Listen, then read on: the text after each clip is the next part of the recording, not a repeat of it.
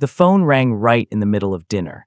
My son-in-law froze, didn't answer, didn't breathe. He just stared at the screen. I leaned forward to see who was calling, and that's when my heart stopped, because on his phone was a photo of my wife who had been dead for 3 years. The color drained from his face, his hands started shaking, and before I could say a word, he whispered something that made my blood run cold. Before we continue, please subscribe to the channel and let us know where you're listening from in the comments. My name is Daniel Harper. I'm 64 years old and I live in Savannah, Georgia. I buried my wife 3 years ago. I watched them lower her into the ground. I held her photo the night I signed the papers. So when her face appeared on my son-in-law's phone, I knew one thing for certain. Either someone was lying to me, or my wife's death wasn't the end of her story. The fork slipped from my hand and clattered against the plate. No one noticed. Everyone was too busy pretending that nothing strange had just happened. The phone stopped ringing. My son-in-law, Evan, finally locked the screen and slid the device face down onto the table like it might explode if he looked at it again. The room smelled like roast chicken and rosemary. My daughter had cooked. She always did when she was nervous. I watched Evan's jaw tighten. His Adam's apple bobbed as he swallowed. Who was that? I asked, my voice sounded calm, too calm. Evan didn't look at me. Spam, he said quickly. Probably spam. I had buried my wife, Clara, 3 years ago. I had identified her body, signed the papers, watched the casket sink into Georgia clay, and yet her face, not a generic photo, not a blurry memory, but a specific picture I recognized, had just appeared on his screen. Spam doesn't do that. My daughter, Lena, laughed nervously and reached for the wine bottle. Dad, you want more? She asked, her hands were shaking. No, I said, I want an answer. The table went quiet, the kind of quiet that presses on your ears. Evan finally looked up. His eyes were glassy, red around the edges. Daniel, he said, forcing a smile, it's nothing. Let's not ruin dinner. I leaned back slowly in my chair. I'm not the one ruining it, I said. The phone already did. Lena shot me a warning look. Dad, that was your mother, I said. Her breath caught. Evan's shoulders slumped. Nobody spoke. Outside, cicadas screamed in the trees. I stared at Evan. That photo, I continued, was taken on our back porch. August, 3 summers before she died. I tapped the table once. She was wearing the blue cardigan she hated because the sleeves were too long. I looked directly at him. So don't insult me by calling that spam. Evan's face drained of color. Lena stood abruptly. I'll get dessert, she said too fast. She grabbed the plates and hurried into the kitchen, leaving me alone with the man who had just been caught holding a ghost. When the kitchen door swung shut, I leaned forward. Start talking, I said quietly. Evan rubbed his hands together. I didn't know it would ring, he muttered. My pulse spiked. Ring, I repeated. He flinched. I mean, I didn't know it would show up. Not tonight. Not tonight. I felt something cold settle into my chest. How long? I asked. He hesitated. How long what?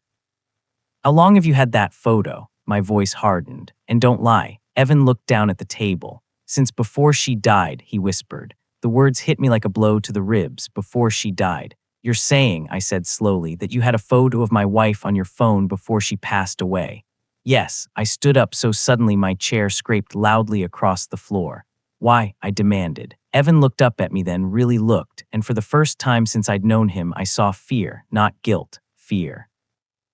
She asked me to keep it, he said. The room tilted. She, I repeated. Clara, he said. Your wife, my knees locked. That's impossible, I said. She didn't even like you back then. That was true. Clara had been polite to Evan but distant. She didn't trust easily, especially men who smiled too much. She came to me anyway, Evan said. A year before she got sick. My throat went dry. She told me something, he continued. And she said if anything ever happened to her.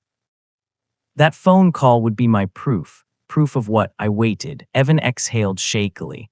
That she wasn't confused, he said. That she wasn't imagining things. My heart began to pound. Imagining what? I asked. He hesitated again, then spoke so quietly I almost missed it. Being watched, I laughed. A short, sharp sound. That's ridiculous, I said. My wife wasn't paranoid.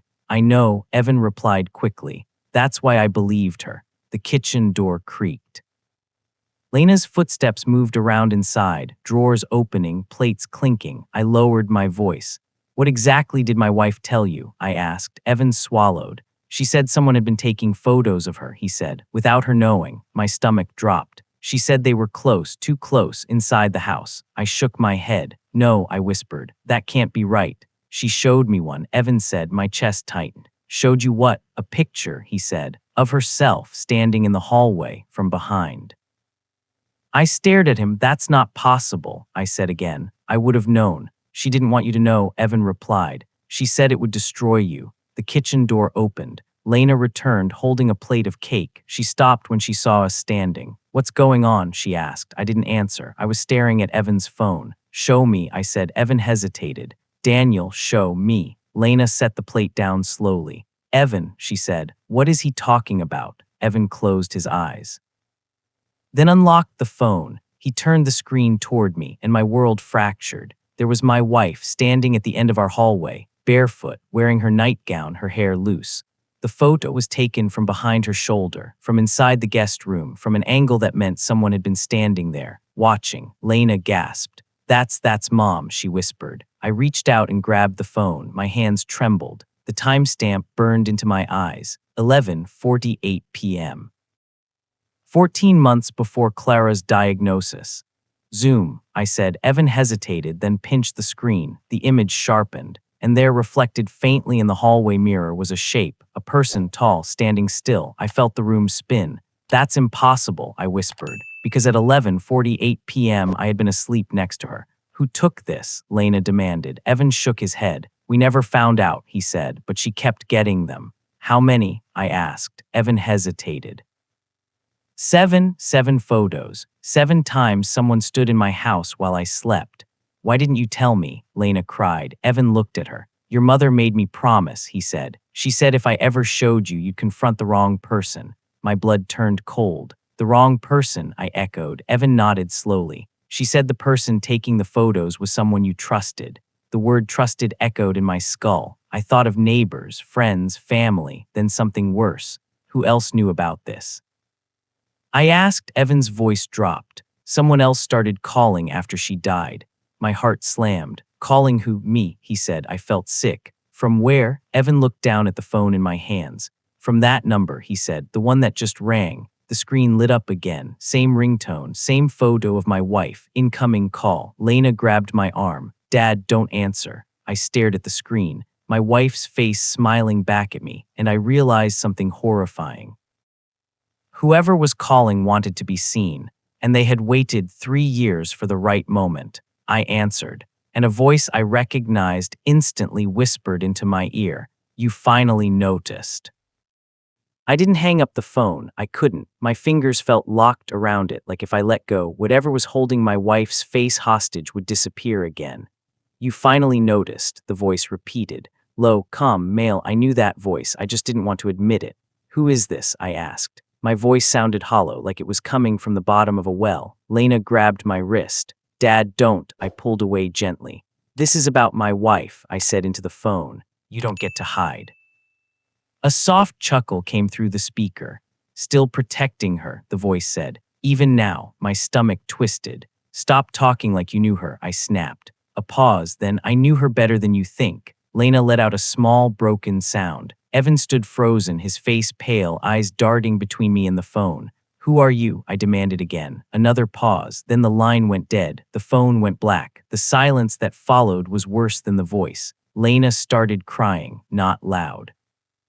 Just quiet, shaking sobs like her body had given up holding everything in. Evan reached for her. She pulled away. "You knew," she said. "You knew something was wrong with Mom and you didn't tell us." "I was trying to protect her," Evan said desperately. "She begged me not to say anything." I sat down heavily in the chair. The room felt smaller, like the walls were inching closer. "How long did the calls go on?" I asked. Evan rubbed his face. "About 6 months," he said. "They stopped a few weeks before she got sick." My chest tightened. "And after she died?" I asked. He hesitated. "Nothing until tonight." That made my skin crawl. 3 years of silence, then a call at dinner, perfect timing. "Why tonight?" Lena whispered. None of us answered, because we all knew the truth. Whoever it was wanted all of us to see. After Lena went to bed, I asked Evan to leave. He didn't argue. He looked relieved to escape. I stayed up alone in the living room, lights on, every shadow suddenly unfamiliar. I replayed the photo over and over on my phone. My wife's posture, the angle, the reflection. Someone had been inside my house, not once, 7 times. I opened the photo gallery. There were more images Evan hadn't shown me. Different nights, different rooms, my wife at the sink, my wife folding laundry, my wife standing at the foot of our bed, all taken from behind, all taken from hiding. The timestamps told a story. Late nights, always after I'd gone to sleep, always when she was alone. My throat burned. "Why didn't you tell me?" I whispered to the empty room. I noticed something then. In every photo, the angle was low, slightly crouched, like the photographer didn't want to be seen. I zoomed in again, and there it was, a detail I'd missed, the edge of a doorframe, the guest room doorframe. My pulse spiked. I stood up and walked down the hallway. The house creaked softly under my feet. When I reached the guest room, I stopped. The doorframe had a faint scratch near the bottom. Old, subtle, like something heavy had been leaned against it repeatedly. I knelt, ran my fingers along the wood. The scratch continued inside the room, toward the closet. My heart hammered. I opened the closet. Nothing unusual, just boxes, old coats, a vacuum. Then I noticed the smell, stale, dusty, with a faint trace of something sour. I pushed the boxes aside. Behind them, the wall looked wrong.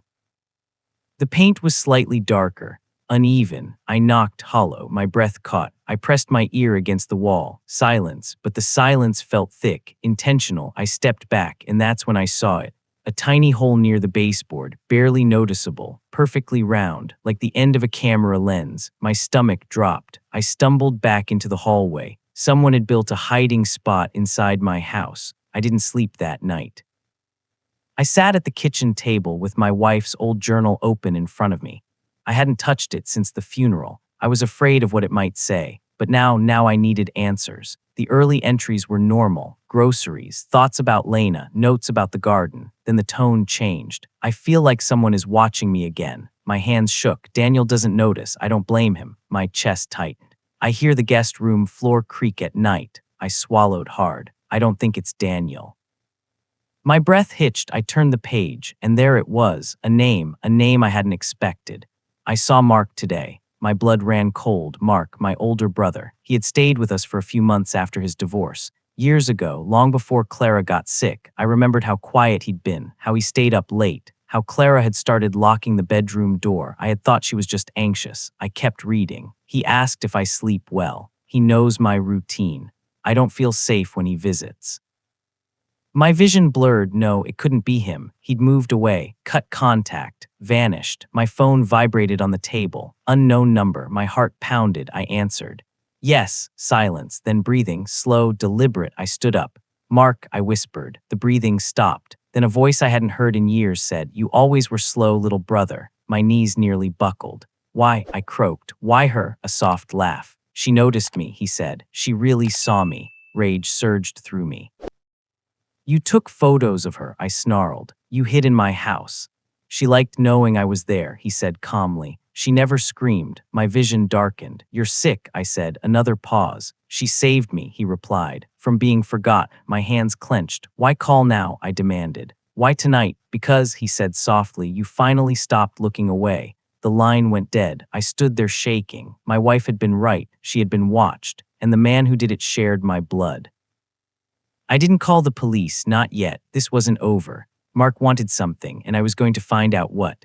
I walked back to the guest room, stared at the hidden wall, at the space where my wife had been watched. I whispered, "I'm sorry, Clara." Then I picked up my phone and made a call of my own. Because if Mark thought I was still the man who looked away, he was about to learn how wrong he was. I didn't tell Lena what I'd learned. Not yet. Some truths don't land gently. They break things on impact. Instead, I told her I needed air, that I'd go for a drive, that I'd be back before sunrise. She looked at me the way children do when they know you're lying but don't have the strength to stop you. "Be careful," she said. I nodded. I didn't trust my voice. The night felt heavier than usual as I pulled out of the driveway. Every red light felt like a delay I couldn't afford. Every shadow looked like a person standing just out of sight. Mark had called me, after years of silence, after my wife's death, after hiding in my walls like a parasite, and now he wanted to be heard. I drove toward the only address I still had for him, an old house near the marshes, half an hour outside the city. He'd inherited it from our mother. A place he said helped him think. I used to believe that. The closer I got, the more memories rose up. Nights when Clara would tense at sudden sounds, times she'd ask me to check doors twice, the way she'd stopped walking barefoot in the house. I had brushed it all off: stress, anxiety, imagination. I hated myself for that now. The house appeared suddenly through the trees, its windows dark, porch light off. I parked across the street and sat there with the engine running, hands gripping the wheel so tightly my fingers went numb. I told myself to call the police. I didn't. Not because Mark didn't deserve it, but because Clara deserved answers first. I stepped out of the car. The night air smelled like damp earth and salt. The boards on the porch creaked under my weight as I walked up to the door. I didn't knock. I tried the handle. Unlocked. Of course it was. Inside, the house was cold. Too cold for summer. The air felt stale, like it hadn't been disturbed in days. "Mark," I said. My voice echoed softly. "Nothing." I stepped further in. The living room was sparsely furnished. A couch, a chair, stacks of newspapers along one wall. Then I saw them, photographs, pinned up in neat rows. My stomach dropped. They covered the wall from floor to ceiling. Photos of my wife, dozens of them, different angles, different rooms, different years. Some I recognized from Evan's phone. Others were new. My hands started shaking. There were notes written beneath them, dates, times, comments. "She hums when she's nervous. She looks over her shoulder when she thinks I'm gone. She knows." I gagged. "Why?" I whispered. A slow clap sounded behind me. I spun around. Mark stood in the doorway to the kitchen, hands coming together lazily, a faint smile on his face. "You finally came," he said. He looked older, thinner, but his eyes were the same, sharp, intent. "How long?" I demanded. "All of it," he replied. "Years. You were in my house," I said, my voice breaking. "You were watching my wife." He tilted his head.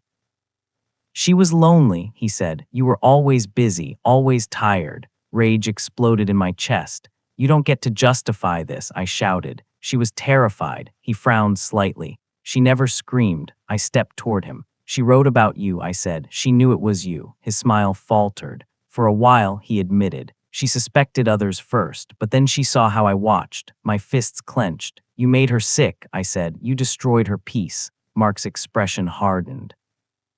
"No," he said quietly. "The sickness did that." I froze. "What?" "She came to me," he continued calmly. "After the diagnosis, she wanted to know if I'd been following her." My blood ran cold. "She confronted you," I whispered. He nodded. "She was calm," he said. "Braver than you ever gave her credit for." My knees felt weak. "What did she say?" I asked. Mark's eyes drifted to the photos. "She asked me to stop." A bitter laugh escaped him. "She said she didn't have the strength anymore. That she just wanted peace." Tears blurred my vision. "And you?" I asked. "I promised her I would," he said. I stared at him. "And did you?" "Yes," he said simply. "I stopped taking photos." My heart pounded. "But you kept the old ones," I said. His lips twitched. "I couldn't let her disappear completely." I took another step forward. "You let me bury her," I said hoarsely. "You let me think she died afraid." "She didn't," he said. "She died knowing someone truly saw her." I lunged at him. He moved faster than I expected. Suddenly my back hit the wall. Pain shot through my shoulder. Mark pressed his forearm against my chest, not hard enough to crush, just enough to remind me he could. "You always were predictable," he murmured. "Righteous, slow." I shoved him away. "You called tonight," I said. "Why?" He studied me. "Because Evan wasn't supposed to show you," he said. "That was for later." "Later for what?" I snapped. "For you to understand," he replied. "To stop pretending you didn't see the signs." I shook my head. "You're sick." "Yes," he said quietly, "but so are you." I stared at him. "You lived in that house," he continued.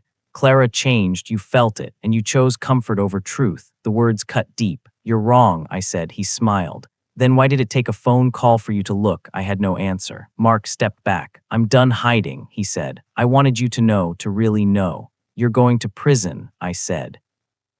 "I'm calling the police." He shrugged. "Maybe," he said, "but not tonight." He reached into his pocket and pulled out his phone. On the screen was a photo. Lena, taken that afternoon. My heart stopped. "You stay away from her," I snarled. He raised an eyebrow. "I haven't decided yet." Something snapped inside me. I charged him again. This time I didn't stop. We crashed into the table. Photos scattered across the floor. Mark stumbled back, hit the wall, and slid down hard.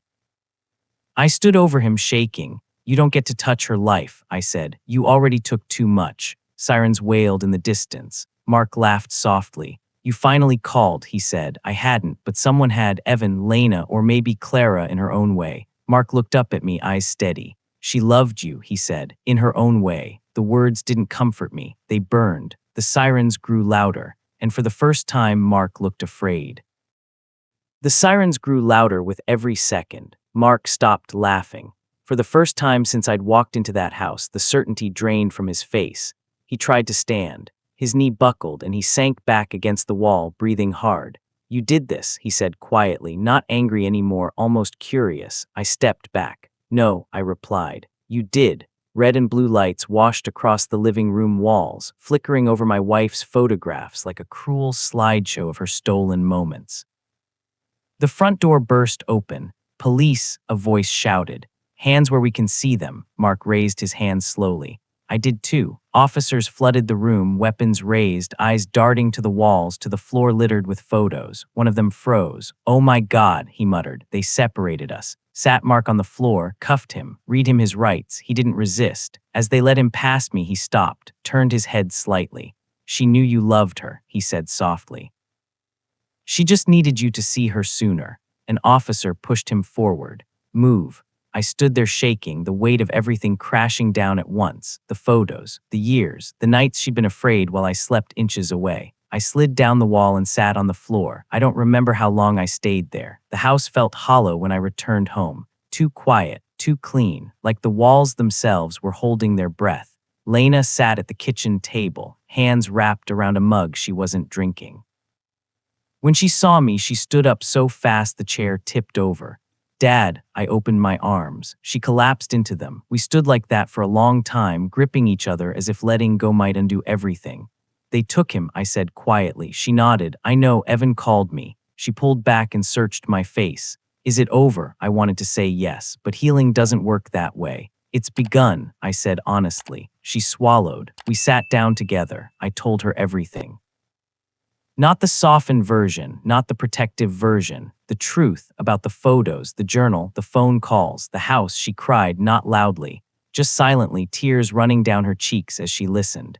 I didn't protect her, I whispered. Lena took my hand. You loved her, she said. She knew that. I wanted to believe her. The police tore the guest room apart. They found the hidden space, the camera equipment, old bedding, food wrappers, proof that someone had been inside our home for years. They asked me why I hadn't noticed. I didn't have an answer that felt good enough. I sold the house, not because it frightened me, but because it deserved to rest.